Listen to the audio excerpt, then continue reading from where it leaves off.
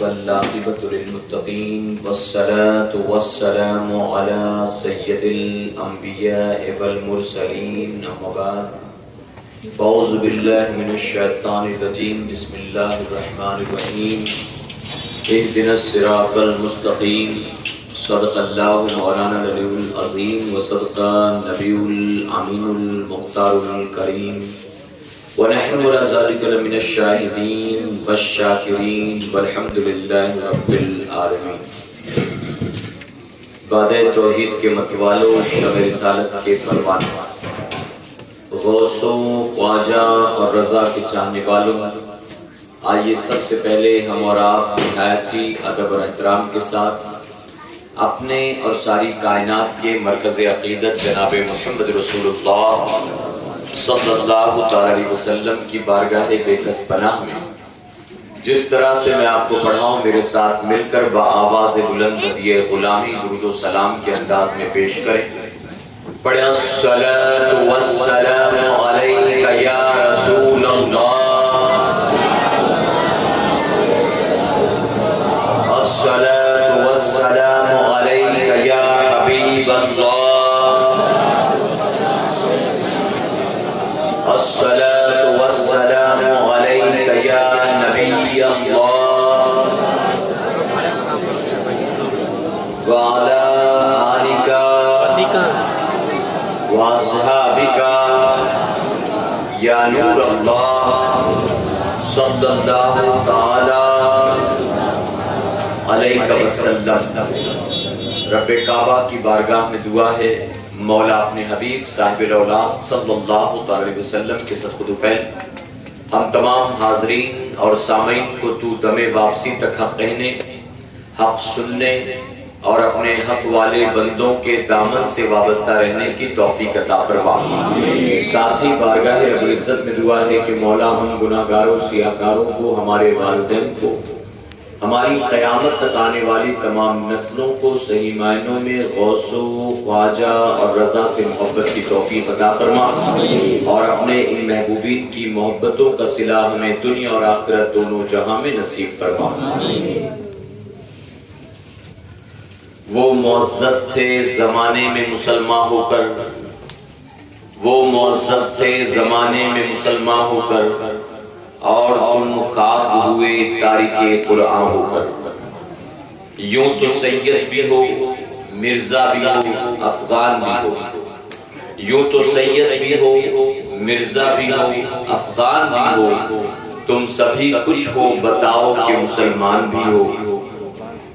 اور اس قدر تم پہ گراں صبح کی بیداری ہے، اس قدر تم پہ گراں صبح کی بیداری ہے، ہم سے کب پیار تمہیں نیند تمہیں پیاری ہے، اور کی محمد سے وفا صلی اللہ علیہ وسلم، کی محمد سے وفا تو نے تو ہم تیرے ہیں، یہ جہاں چیز ہے کیا لوح و قلم تیرے ہیں۔ میرے پیارے آقا علیہ الصلوۃ والتسلیم کے پیروان ڈاکٹر اقبال نے شکوہ جوابی شکوہ لکھا، اور میں نے اسی کے چند اشعار آپ کے سامنے پیش کیے۔ شکوہ جوابی شکوہ کے ان اشعار میں ڈاکٹر اقبال نے امت مسلمہ کے حالات کا تذکرہ فرمایا ہے، اور اگر آج ہم اور آپ اپنے گریبان میں جھانک کر دیکھیں یا اپنے معاشرے کا جائزہ لیں تو ہم ڈاکٹر اقبال کی لکھی ہوئی ان تمام لائنوں اور ان تمام اشعار کا جیتا جاگتا نمونہ نظر آتے ہیں۔ جب بات نکلتی ہے تو ہم آپس میں بحث کرتے ہیں کہ ہم تو فلاں عظیم خاندان سے تعلق رکھتے ہیں، کوئی کہتا ہے ہم تو پٹھان لوگ ہیں، کوئی کہتا ہے ہم تو خان لوگ ہیں، کوئی کہتا ہے ہم تو شیخ ہے، کوئی کہتا ہے کہ ہمارے خاندان والے تو زمیندار ہوا کرتے تھے، ہم فلاں حسب و نسب سے تعلق رکھتے ہیں، کوئی سید اپنے آپ کو کہلاتا ہے۔ تو ڈاکٹر اقبال نے اسی کو اس طرح سے بیان کیا کہ یوں تو سید بھی ہو، مرزا بھی ہو، افغان بھی ہو، تم سبھی کچھ ہو بتاؤ کہ مسلمان بھی ہو۔ میرے پیارے آقا علیہ الصلوۃ والتسلیم کے پیروان، ہم اور آپ بحیثیت مسلمان آج دعویٰ کرتے ہیں اللہ کی محبت کا، ہم اور آپ بحیثیت مسلمان دعویٰ کرتے ہیں نبی کریم صلی اللہ علیہ وسلم کی محبت کا، لیکن گریبان میں جھانک کر دیکھیں تو بہت معذرت کے ساتھ کہنا پڑے گا کہ ہمارا دعویٰ سوائے زبانی جمع خرچ کے اور کوئی معنی نہیں رکھتا، اس کی وجہ کہ ہماری اپنی زندگیوں میں نہ اللہ کی محبت کا کہیں ثبوت نظر آتا ہے اور نبی کی نہ محبت کی کہیں دلیل نظر آتی ہے۔ اسی لیے ڈاکٹر اقبال نے کہا اس قدر تم پہ دیرا صبح کی بیداری، یعنی صبح نماز فجر کے لیے اٹھنا اتنا مشکل ہے تمہارے لیے کہ فرماتے اس قدر تم پہ دیرا صبح کی بیداری ہے، ہم سے کب پیار تمہیں، نیند تمہیں پیار ہے، ہم سے کب پیار تمہیں۔ میرے پیارے آقا علیہ الصلوۃ والتسلیم کے پیروانوں، آپ کو یہاں پر اس مخدوم ماہمی رحمۃ اللہ علیہ کے نام پر جمع کیا گیا۔ آج کے اس اجتماع میں انشاءاللہ فقیر مخدوم ماہمی رحمۃ اللہ علیہ کا بھی آپ کے سامنے ذکر پاک کرے گا، اس نیت کے ساتھ کہ اللہ تبارک تعالیٰ اپنے اس محبوب بندے کی سوانح کو سننے کے بعد ہمیں بھی انہی کے نقش قدم پر اپنی زندگی گزارنے کی توفیق عطا فرمائے۔ اور اسی کے ساتھ ساتھ چند باتیں اصلاح کی بھی ہوں گی انشاءاللہ، چند باتیں عمل کی بھی ہوں گی انشاءاللہ۔ اس لیے میں آپ تمام سے گزارش کروں گا، اپنی ماں بہنوں بچیوں سے گزارش کروں گا کہ جسم کے ساتھ آپ ذہن کو حاضر رکھتے ہوئے میری گفتگو کو سنیں گے تو انشاءاللہ کچھ باتیں آپ کے ضرور ذہن میں محفوظ ہو جائیں گی، اور اگر آپ کے ذہن میں یہ باتیں محفوظ ہوئی تو یقیناً رب تبارک تعالیٰ آپ کو اس پر عمل کی بھی توفیق عطا فرمائے گا۔ میرے پیارے آقا علیہ الصلوۃ والتسلیم کے پیروانوں، انتظامیہ کو آپ اپنا کام کرنے دیں، آنے جانے والوں کو آپ اپنا کام کرنے دیں، لیکن آپ جس مقصد سے آئے ہیں آپ کی نظر وہاں ہو اور آپ کی توجہ اسٹیج کی طرف یعنی ممبر رسول کی طرف ہو گئے انشاءاللہ۔ میرے پیارے آقا علیہ الصلوۃ والتسلیم کے پیروانوں، آج اگر پوری دنیا کے بسنے والے مسلمانوں کا جائزہ لیں تو ہمیں اور آپ کو یہ بات ماننا پڑے گا کہ وقت کی ترقی کے ساتھ ساتھ مسلمان ذلیل اور رسوا ہوتا چلا جا رہا ہے۔ مسلمان کے ذلت اور رسوائی کی بہت ساری وجہ ہیں، اس میں ایک سب سے بڑی وجہ جو ہے وہ یہ ہے کہ آج ہم اور آپ ہیں تو مسلمان، لیکن اپنے دین کے بارے میں ہم نالج نہیں رکھتے۔ ہم سے اگر دنیاوی گفتگو کی جائے، ہم سے اگر ناچ گانے کی بات کی جائے، ہم سے اگر کرکٹ کے میچ کی بات کی جائے، ہم سے اگر فلموں کی بات کی جائے، ہم سے اگر کسی ہیرو ہیروئن کی بات کی جائے، کرکٹرز کی بات کی جائے، ہندوستان نہیں بلکہ کسی پرائے ملک کے پولیٹکس کی بات کی جائے تو ہم اس میں بڑی مہارت حاصل کیے ہوئے ہیں، ہم آپس میں کئی گھنٹوں تک ان موضوعوں پر گفتگو کر سکتے ہیں، لیکن المیہ یہ ہے کہ دنیا کے وہ موضوع جن کا ہماری نہ دنیا پر کوئی فائدہ ہے نہ اور آخرت میں اس کا کوئی فائدہ، ان موضوعوں پر کئی گھنٹوں مسلمان بحث تو کر سکتا ہے، لیکن اگر دین کے بارے میں پوچھا جائے تو اللہ ماشاءاللہ 90% سے زیادہ مسلمان آپ کو ایسے ملیں گے جن کو صحیح طرح سے 5 کلمہ بھی یاد نہیں ہوگا۔ غلط تو نہیں کہہ رہا ہوں؟ ہم جمعہ کی نماز پڑھنے جاتے، جمعہ کی 2 رکعت نماز پڑھنے جاتے، لیکن ہم اللہ ماشاءاللہ یہ بھی نہیں جانتے ہیں کہ وضو کا صحیح طریقہ کیا ہے۔ جمعہ کی نماز پڑھنے جا رہے ہو، کیا نماز کی شرطیں جانتے ہو؟ کیا نماز کے فرائض جانتے ہو؟ کیا نماز کے واجبات جانتے ہو؟ وہ کون سی غلطیاں ہیں جس کی وجہ سے ہماری نماز ہمارے منہ پر لپیٹ کر مار دی جائے گی؟ وہ کون سی خامیاں ہیں جس کی وجہ سے یہ نماز اللہ کی بارگاہ میں مقبول نہیں ہوگی؟ وہ کون سی غلطیاں ہم کر رہے ہیں جس کی وجہ سے یہ نماز قیامت کے دن نجات کا نہیں بلکہ پکڑ کا ذریعہ بن جائے گی؟ کیا بتاؤ ہم اور آپ اس کے بارے میں معلومات رکھتے ہیں؟ میرے پیارے آقا علیہ الصلوۃ والتسلیم کے پیروانوں، فرمایا گیا ایک بڑا عابد و زاہد شخص رہتا ہے، بڑا عابد و زاہد متقی پرہیزگار، حال یہ تھا کہ پوری رات اللہ کے سجدوں میں گزارتا، لوگ اس کے تقوی و طہارت کی قسمیں کھاتے تھے، اس کی مثالیں دیا کرتے۔ جب اس کا انتقال ہوا، لوگ قبر میں دفن کرنے کے بعد لوٹے، ابھی مسلمانوں کا پلٹنا تھا، اس کی قبر کے اندر عذاب کے فرشتے آتے، اللہ اکبر، عذاب کے فرشتوں کو دیکھ کر اکڑ گیا، کہتا ہے فرشتوں تم یہاں کیا کرنے آئے؟ میں اللہ کا نیک بندہ، میں نے کبھی زندگی میں کوئی گناہ نہیں کیا، اللہ اس کے رسول صلی اللہ علیہ وسلم کی نافرمانی نہیں کی، میری قبر میں رحمت کے فرشتے آنے چاہیے، جنت کے فرشتے آنے چاہیے، تم یہاں کیوں آ گئے؟ عذاب کے فرشتوں نے کہا بندے خاموش ہو جا، ہم یہاں تجھ سے گفتگو کرنے نہیں آئے، ہم یہاں تجھ سے کسی بات کو لے کر رائے مشورہ کرنے، تبادلے خیال کرنے نہیں آئے، اللہ نے ہمیں تیرے پاس بھیجا ہے، ہم تجھے 100 کوڑے لگانے کے لیے آئے۔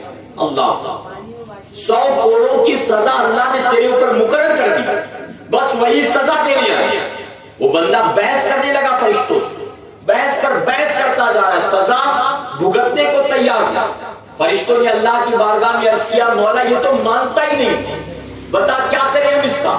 رب تبارک تعالیٰ نے فرمایا فرشتوں بہت دیر سے بحث کر رہا ہے، میں اس کا ایک کوڑا کم کر دیتا ہوں، اس سے کہو اب 99 کوڑے خاموشی سے برداشت کر، 99 کوڑے کی سزا اس کو۔ وہ بحث کرتا رہا، کیوں آپ کیا گناہ ہے؟ میں نے کبھی ناجائز کام نہیں کیا، میں نے کسی کو کبھی گالی نہیں دی، میں نے کسی مسلمان کی کبھی غیبت نہیں کی، کوئی کہہ نہیں سکتا کہ میں نے کسی مومن کے لیے اپنے دل میں حسد رکھا ہو۔ بحث کرتا جا رہا ہے، سزا کس بات کی دیتے ہو؟ فرشتوں نے اللہ کی بارگاہ میں عرض کیا مولا یہ تو ماننے کو تیار نہیں، بتا ہم کیا کریں؟ رب نے فرمایا ایک کوڑا اور کم کر دیتا ہوں، 98 کوڑے لگاؤ۔ بحث کرتا رہا، رب نے کہا ایک کوڑا اور کم، 97 کوڑے لگاؤ۔ وہ بحث پر بحث کرتا جا رہا تھا، یہاں تک کہ 99 کوڑے کم ہو گئے، اب آخر میں ایک کوڑا بنا، ایک کوڑا۔ اب فرشتوں نے کہا چپ ہو جا، خاموش ہو جا، اب زبان دراز مت کرنا، اب تو تجھے سزا بھگتنا ہی پڑے گا۔ وہ منی من میں خوش کہ کہاں 100 کوڑے لے کر آئے تھے، 99 کم ہو گیا، ایک ہی بچا، چلو ایک جھیل لے، ایک برداشت کر لے۔ کہتا ہے فرشتوں ٹھیک ہے دے دو سزا مجھے، لیکن کم سے کم مجھے بتا تو دو کہ میرا گناہ کیا ہے، میری غلطی کیا ہے۔ فرشتوں نے کہا بتائیں گے تجھے، لیکن پہلے کوڑا لگائیں گے اور اس کے بعد بتائیں گے تیرا گناہ۔ اس نے کہا چلو ٹھیک ہے، جب نہیں مانتے تو لگا دو ایک کوڑا۔ فرشتوں نے اس کو ایک کوڑا لگایا، جانتے سننے میں بڑا آسان، لیکن یہ کوڑا جو تھا یہ دنیا کا معمولی کوڑا نہیں تھا۔ ہمارا نرم نازک بدن ٹھوکر لگ جائے تو برداشت نہیں کر پاتے، معمولی مونچھ آ جائے تو برداشت نہیں کر پاتے، ناخن تھوڑا زیادہ کٹ جائے تو برداشت نہیں کر پاتے، ایک چینٹی کان میں چلی جائے تو برداشت نہیں کر پاتے، اپنی پلکوں کا بال ٹوٹ کر آنکھ میں چلا جائے برداشت نہیں کر پاتے۔ یہ معمولی تکلیفیں جو آج مسلمان برداشت نہیں کر پاتا، ذرا تصور کرو وہ جو قبر کا کوڑا تھا، وہ جہنم کے عذاب کا کوڑا تھا، جب فرشتوں نے ایک کوڑا لگایا ہے پوری آگ، پوری قبر کے اندر آگ جلنے لگتی ہے، پوری قبر کے اندر آگ روشن ہو گئی، اس آگ نے اس کے جسم کو جلا کر راکھ کر دیا، وہ راکھ میں تبدیل ہو گیا۔ تھوڑی دیر کے بعد پھر اس کا جسم مکمل کیا گیا، روح کو لوٹایا گیا، وہ کراہنے لگا، وہ تڑپنے لگا، وہ رونے لگا۔ آخر میں جب تھوڑی دیر کے بعد سکون ملا، فرشتوں سے کہتا تم نے سزا دے دی، اب ذرا بتاؤ تو میرا قصور کیا تھا، اب بتا تو میرا گناہ کیا تھا۔ جانتے ہو فرشتوں نے کیا بتایا اسے؟ فرشتوں نے کہا سن لے، واقعی تو کبھی حرام کے قریب نہیں گیا، واقعی کبھی ناجائز کام کے قریب نہیں گیا، تیری زندگی واقعی اللہ کے سجدوں میں گزری ہے، تو بہت متقی پرہیزگار عابد و زاہد تھا، لیکن تجھے یہ سزا کیوں دی گئی؟ اللہ نے 100 کوڑے کی سزا تجھ پر اس لیے مقرر کی کیونکہ تو ایک مرتبہ جب نماز پڑھنے کے لیے گیا تھا تو تیرا وضو نہیں تھا، وضو تیرا جا چکا تھا، اور تجھے یہ لگا کہ تیرا وضو ہے، بن وضو کے تو نے ایک سجدہ کیا تھا، اللہ نے اس لیے تجھ پر یہ 100 کوڑے کی سزا مقرر کر دی۔ اے مسلمانوں میں پوچھنا چاہتا ہوں، وہ زندگی بھر اللہ کے سجدوں میں جو گزار چکا ہو، ذرا سوچو ایک نماز اگر غلطی سے بن وضو کے پڑھ لیا تو اس کو 100 کوڑوں کا عذاب اللہ دیتا ہے۔ ہمارا آپ کا حال کیا ہے؟ آج ہم سے پوچھا جائے وضو میں کتنی باتیں فرض ہے، وضو کی سنتیں کیا ہے، وضو ٹوٹتا کیسے ہے، دوبارہ وضو بنتا کیسے ہے، ہم نے کتنے پرسنٹ مسلمان اس کا جواب دے سکتے ہیں؟ جواب دو۔ میرے پیارے آقا علیہ الصلوۃ والتسلیم کے پیروانوں، بہت معذرت کے ساتھ کہوں گا، بات بات پر نعرے لگاتے ہم سنی ہم سنی ہم سنی، ایسا لگتا ہے ہمارے ایک کے سوا جنت میں دوسرا کوئی نہیں جائے گا۔ جنت کو کیا سمجھ رکھا ہے؟ 10 بائی 10 کا جھوپڑا ہے معاذ اللہ، ہم جائیں گے، پیر صاحب جائیں گے، تیسرے کسی کو ہم جانے نہیں دیں گے، ہمارا یہ اختیار، ہمارا ہی قبضہ۔ میرے پیارے آقا کے پیروانوں سنو، اپنے آپ کو سنی بنتے ہو، اپنے آپ کو ٹی ٹی ایس کہلاتے ہو، بڑے بڑے نعرے لگاتے ہو، چھوٹی چھوٹی باتوں پہ فلاں کافر، فلاں مرتد، فلاں مشرک، فلاں منافق فتوے دیتے ہو، سن لو، جب سے پیدا ہوئے تب سے لے کر اب تک خوش عقیدہ سنی مسلمان ہو، کہو الحمدللہ۔ غوث اعظم کی 11ویں بھی مناتے ہو، اپنے آقا کی 12ویں بھی مناتے ہو، امام حسین کا کھچڑا بھی کھاتے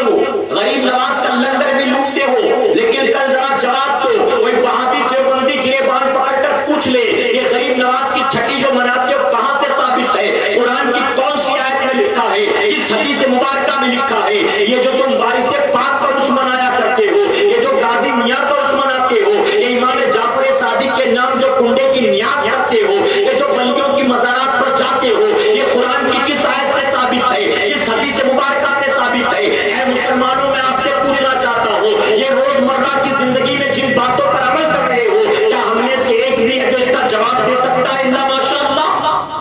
میں علماء کی بات نہیں کرتا، میں عام عوام کی بات کرتا ہوں۔ جس کو 5 کلمہ یاد نہیں، اس سے پوچھ لیا جائے نبی کو علم غیب ثابت کرو، ثابت کر سکتا ہے وہ؟ ارے 5 کلمہ تو آتا ہے، اس سے پوچھتا ہے نبی کو علم غیب ہے تو بتا، نبی حاضر و ناظر ہے تو بتا۔ میرے پیارے آقا کے پیروانوں، وقت آ گیا، اپنے رشتے کو دین سے مضبوط کرو، صرف نعرے بازیوں سے کام نہیں چلے گا۔ یہ جو روزانہ لوگ وہابی دیوبندی بن رہے ہیں، یہ آسمان سے نازل نہیں ہو رہے، ہمارا اپنا بھائی ہے جس کو مرتد کیا جا رہا ہے، ہمارا اپنا بھائی ہے جس کو ولیوں کا غدار بنایا جا رہا ہے، ہمارے ساتھ اٹھتا بیٹھتا تھا، ہمارے ساتھ پلا بڑا ہے، ہمارے پڑوس میں رہتا تھا، ہمارے ساتھ بزرگوں کو عرس منایا کرتا تھا، ہمارے ساتھ میلاد کے جلوس اور جلسوں میں جایا کرتا تھا، آج اس کا ایمان چھین لیا گیا۔ آخر وجہ کیا تھی؟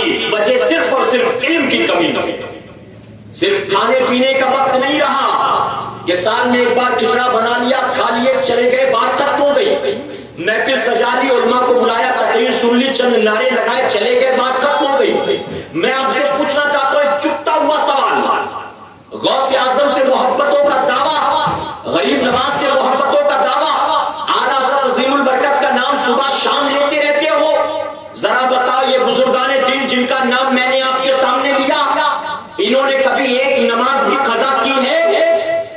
ارے اعلیٰ حضرت عظیم البرکت کا حال تو یہ ہے، صحت و تندرستی کی بات نہیں کرتا، بچپن و جوانی کی بات نہیں کرتا، میرا امام بیمار ہے، چلنے کی طاقت نہیں ہے جسم میں، لیکن 2 ساتھیوں کا سہارا لے کر جاتے ہیں اور جا کر مسجد میں باجماعت نماز کو ادا کرتے ہیں۔ لوگوں نے کہا بیمار ہیں، کمزور ہیں، نماز قضا نہ کریں، اپنے گھر میں پڑھ لیں، کیا ضرورت ہے مسجد میں آنے کی؟ کیا ضرورت ہے اتنی تکلیف برداشت کرنے کی؟ تو سنو میرے اعلیٰ حضرت نے کیا جواب دیا تھا۔ اعلیٰ حضرت عظیم البرکت فرماتے ہیں کہ حضور اکرم صلی اللہ علیہ وسلم نے اپنی بیماریوں کے دور پر اس طرح سے عمل کیا تھا، یہی وجہ ہے کہ میں اس طرح سے عمل کر کے اپنے آقا کی سنت پر عمل کرتا تھا۔ میرا امام بیماریوں کی حالت میں بھی لوگوں کا سہارا لے کر مسجد میں جائیں، بجماعت نماز پڑھے کہ اس طرح پڑھنا میرے آقا کی سنت۔ اور ہمارا اور آپ کا حال کیا ہے؟ دعوے بڑے ہیں ولیوں کی محبت کے، دعوے بڑے غوث و خواجہ کی محبت کے، لیکن عمل کے میدان میں بتاؤ کتنا دور ہو ان سے۔ ارے غوث اعظم ہو یا خواجہ غریب نواز ہو یا امام اعظم ابو حنیفہ ہو، ان تینوں بزرگوں کی زندگی اٹھا کر دیکھ لو، ایک بات نمایاں نظر آئے گی۔ فرمایا کہ یہ تینوں ایسے تھے جنہوں نے 40 سال تک عشاء کی وضو سے فجر کی نماز کو ادا فرمایا ہے۔ غوث اعظم نے کوئی نماز چھوڑا؟ غریب نواز نے کوئی نماز چھوڑا؟ آج اللہ کے ولیوں کا نام لے کر گزر جانے والوں، کیا بتاؤ ان کے نقش قدم پر اپنی زندگی کو گزارتے نظر آتے ہو؟ امام حسین سے محبت کا دعویٰ بہت ہے، کیا کیا ان کے محبت کے نام پر؟ 11 روزہ محفل سجا لی، 200 روپے چندہ دے دیا، ایک دن کی نیاز ہم نے اپنی طرف سے تقسیم کر لی، ایک دن مولانا صاحب کی گل پوشی ہم نے اپنی طرف سے کرا دیا، ایک دن امام صاحب کو اپنے گھر بلا کے کھانا کھلا دیا، محلے کے لڑکے کھچڑا بنا رہے تھے اس میں بھی 500 چندہ دے دیا، اور جب 11ویں تاریخ آئی تو تعزیہ بھی دھوم دھام سے اٹھایا، ڈھول گاجا باجا بھی ہم نے کر لیا۔ میں پوچھنا چاہتا ہوں یہ ساری چیزیں آپ نے کی ہے، آپ نے سبیل بھی لگایا ہے، آپ نے کھچڑا بھی بنایا ہے، آپ نے شربت بھی لوگوں کو پلایا ہے، آپ نے علماء کو بلا کر 11 روزہ تقریری محفلیں بھی سجائی ہے، آپ نے امام علی مقام اور شہدائے کربلا کی محبت میں یہ ساری چیزیں تو کر لی، لیکن آپ کے دل و دماغ میں دور دور تک یہ خیال کیوں نہیں آیا کہ جو روزانہ فجر کے وقت میں پیر پسارے سوتا رہتا ہو، ارے یہ فجر کے وقت پیر پسار کر سونا یہ امام حسین کا کام نہیں ہے، حسین کے دشمن یزید پلید کا کام۔ دعویٰ حسین کی محبت کا اور کام وہ روز کر رہے ہو جو حسین کا دشمن کرتا تھا۔ امام حسین خوش ہو جائیں گے؟ امام حسین کیا کھچڑا دیکھ کر راضی ہو جائیں گے؟ امام حسین تمہارا تعزیہ دیکھ کر تمہیں جنت میں لے جائیں گے۔ میرے پیارے آقا علیہ الصلوۃ والتسلیم کے پیغمبروں، جاگو، اب سونے کا وقت نہیں، جاگنے کا وقت ہے، اور جاگنے سے مراد اپنے رشتے کو دین سے مضبوط کرو، کہو انشاءاللہ۔ یہ علماء اکرام، آؤ ان کے قدموں کو تھام لو۔ قرآن پڑھنا نہیں آتا، بات ختم نہیں ہو گئی، پڑھنا سیکھو، کہو انشاءاللہ۔ علماء کے پاس آ کر بیٹھو، عقائد اہل سنت کے حوالے سے، معاملات اہل سنت کے حوالے سے سوال پوچھو آ کر ان سے۔ عرس منانا حضرت کہاں سے ثابت ہے، آپ ہم کو بتائیے۔ کل کوئی بدعقیدہ ہم سے پوچھے، ہم جواب نہ دے سکیں اور ایک نبی کے گستاخ کے سامنے شرمندہ ہو کر سر جھکانا پڑے، اس سے بہتر ہے کہ آپ ہم کو بتا دیں تاکہ کل کوئی بدعقیدہ ٹکرائے تو ہمیں شرمندہ نہ ہونا پڑے، بلکہ ہم اس کو منہ توڑ جواب دے سکیں کہ انشاءاللہ۔ تو سیکھو دین کو، سیکھو دین کو۔ اب صرف نعروں سے ایمان نہیں بچنے والا، اب صرف کھانے پینے سے ایمان نہیں بچنے والا، اب ایمان بچانا ہے تو اپنے رشتے کو دین سے مضبوط کرنا ہوگا، قرآن و حدیث کو سمجھنا ہوگا، قرآن پڑھنا نہیں آتا، پڑھنا سیکھنا ہوگا، کہیں انشاءاللہ۔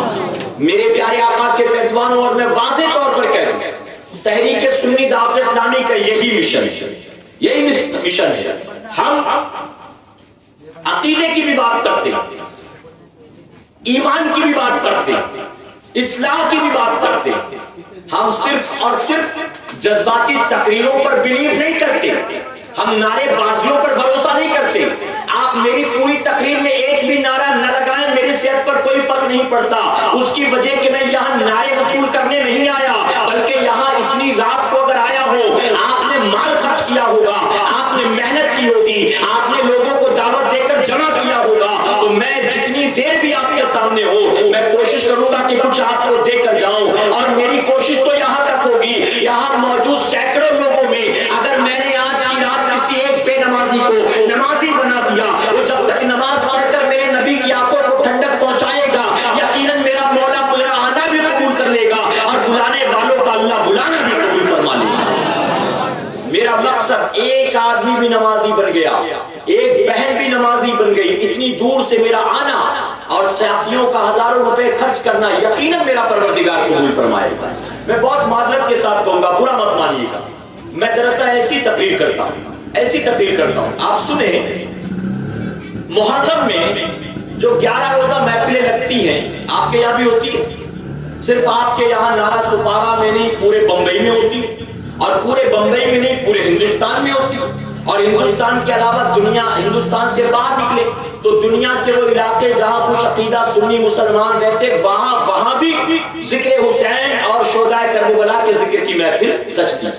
میں آپ سے پوچھنا چاہتا ہوں، ذکر حسین کے نام پر، کھچڑے شربت کے نام پر، سبیل تعزیے کے نام پر، روزانہ بٹنے والے نظر و نیاز کے نام پر، اس ایسی محفلوں میں جو ڈیکوریشن کیا جاتا ہے یا بولنے والوں کو جو لفافے دیے جاتے ہیں، اگر ان ساری چیزوں کا کیلکولیشن کیا جائے تو بتائیے سال میں ایک بار صرف 11 دن کے اندر امت مسلمہ کے کروڑوں روپے خرچ ہوتے کہ نہیں ہوتے؟ بتائیے، ہوتے کہ نہیں ہوتے؟ آپ کے یہاں نالا سپارہ میں دور ہے بامبے سے، تو یہاں تو سستے میں کام ہو جاتا ہوگا، لیکن بامبے میں تو کئی علماء ایسے آتے ہیں جن کا نذرانہ ہی 1-1 لاکھ روپیہ ہوتا ہے، وہ پہلے طے کر کے آتے ہیں، فلاں جگہ مجھے 1 مل رہا ہے، آپ دو گے تو میں آؤں گا، ورنہ میں آپ کے یہاں 40-50 ہزار میں کرنے والا نہیں، 1 لاکھ وہاں مل رہا ہے، آپ پہنچ دیتے ہو تو میں نہیں تو وہاں جاتا، تو لوگ کہتے ہیں ٹھیک ہے ہم دے دیں گے، آئیے، پھر وہ کہتا ہم 1.25 لاکھ دیں گے، آپ ہمارے یہاں جائیے، تو اس طرح بھی چلتا۔ تو صرف اور صرف 11 روزہ محفلوں میں کروڑوں روپے امت مسلمہ کے خرچ ہوتے، کوئی مسئلہ نہیں ہے، اچھی بات، لیکن میں آپ سے پوچھنا چاہتا ہوں، یہ کروڑوں روپے خرچ کرنے کے بعد کیا سال میں ہم لاکھوں کو نمازی بنا پاتے ہیں؟ اگر ہر محفل میں 10 آدمی بھی ہر سال نمازی بنتے تو یقیناً آج ہماری مسجدیں 5 وقت نمازوں میں بھری نظر آ رہی۔ اگر ایک سال ایک محفل میں 10 نمازیوں کا اضافہ ہو گیا، ہماری مسجد میں 10 آ گئے، اگلے سال پھر 10 آتے، اگلے سال پھر 10 آتے، ہر سال 10 آتے، تو سوچئے بمبئی میں جتنی مسجدیں ہیں، ساری مسجدیں 5 وقت نمازیوں سے بھری ہوتی کہ نہیں ہوتی؟ تو پتہ چلا کہ اگر لاکھوں روپے امت مسلمہ کا یا کروڑوں روپے امت مسلمہ کا خرچ کرنے کے بعد ہم یہی نہیں بتا پا رہے کہ کربلا کا مشن کیا تھا، کربلا کا مقصد کیا تھا، امام حسین کربلا میں آئے کیوں تھے، تو بتائیے کیا ہم ایسے نہ آپ ادا کر رہے ہیں اور نہ ہم ادا کر رہے ہیں. اس کی وجہ کہ ہم تو یہ بتانا ہی بھول گئے کہ امام حسین کربلا میں کیوں آئے تھے.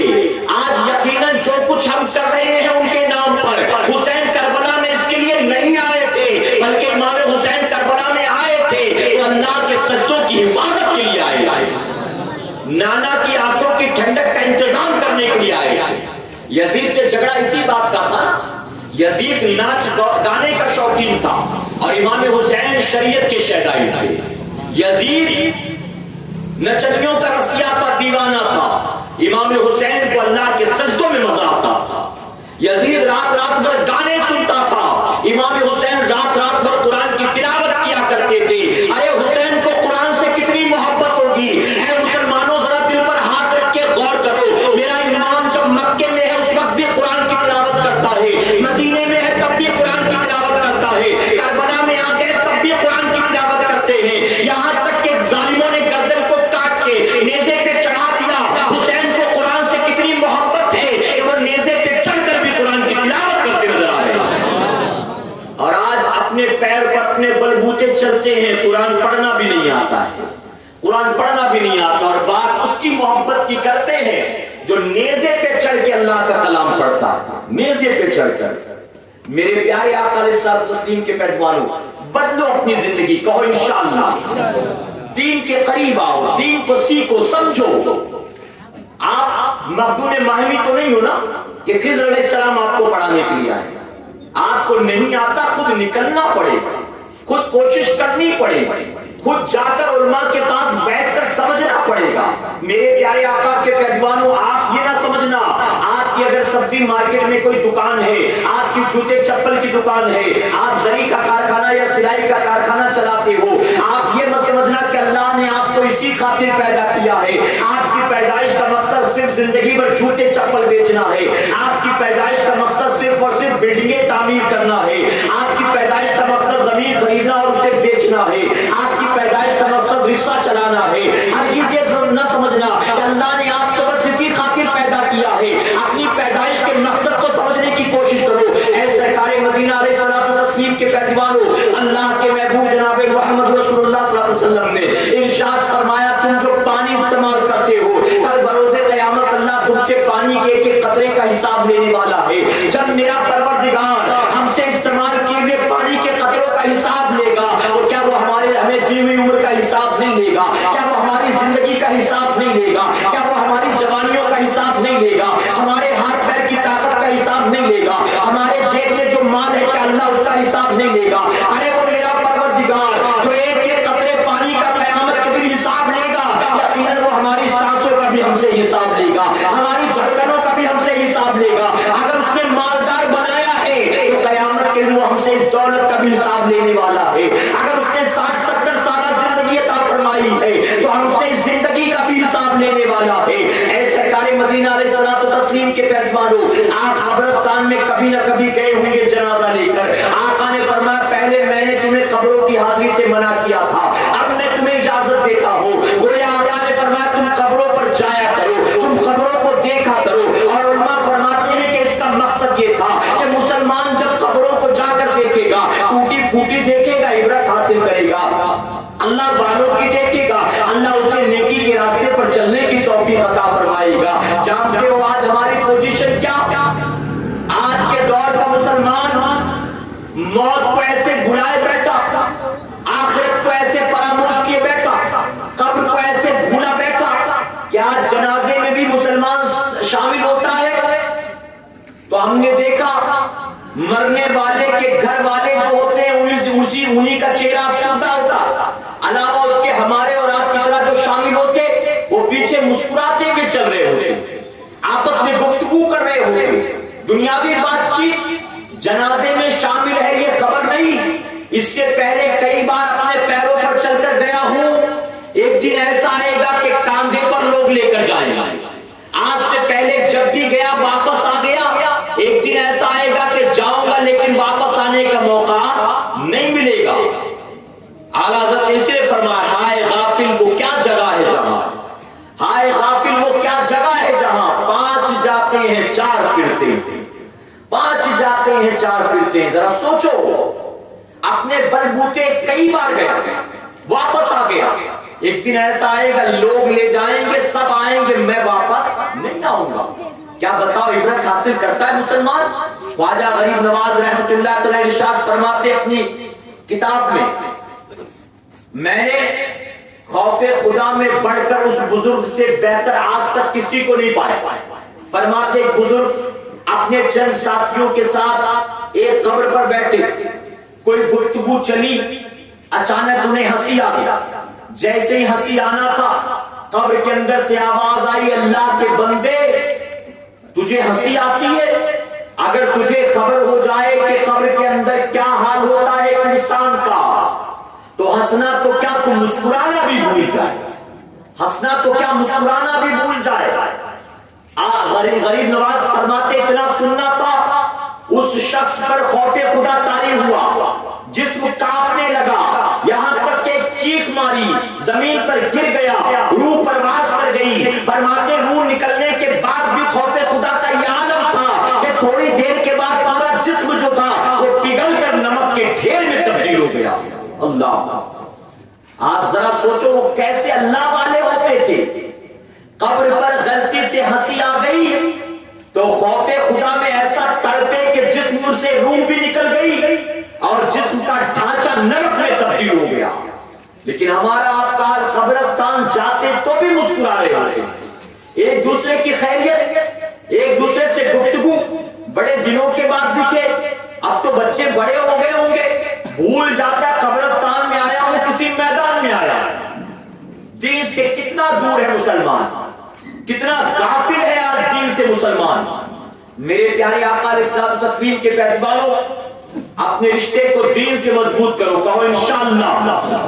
سنی دعوت اسلامی کے اجتماعات یا علماء اہل سنت کے پروگرام جہاں کہیں بھی ہو، آپ آیا کرو، سنا کرو، سیکھا کرو. اور جمعہ کے دن بھی اپنی مسجدوں میں اس وقت مت جایا کرو جب بس جماعت کھڑی ہونے والی ہو اور خطبہ ختم ہونے والا ہو. نہیں بلکہ پہلے سے جا کر بیٹھ جایا کرو. اپنی مسجدوں کے امام کے خطابات بھی سنا کرو، خطبہ بھی سنا کرو اور اطمینان کے ساتھ جماعت کے ساتھ نماز کو ادا کیا کرو. میرے پیارے آقا کے پیروانوں، اور ہر دن جب نکلا کرو تو یہ سوچ کر نکلا کرو آج جا رہا ہوں کچھ نہ کچھ نیا سیکھ کر مجھے واپس آنا ہے. انشاءاللہ کچھ نہ کچھ سیکھ کر آنا. میرے پیارے آقا کے پیروانوں، مخدوم مائمی رحمۃ اللہ تعالی دین سے کتنی محبت آپ شاید نہیں جانتے، میں آپ کو بتا دوں. مخدوم مائمی رحمۃ اللہ تعالی کا تعلق کس قبیلے اور کس خاندان سے، آپ ان کی تاریخ اٹھا کر دیکھیں تو فرمایا جاتا ہے مدینہ منورہ کا وہ قبیلہ جسے قبیلہ بنو نجار کہتے ہیں. حضور اکرم صلی اللہ علیہ وسلم جب مکہ معظمہ سے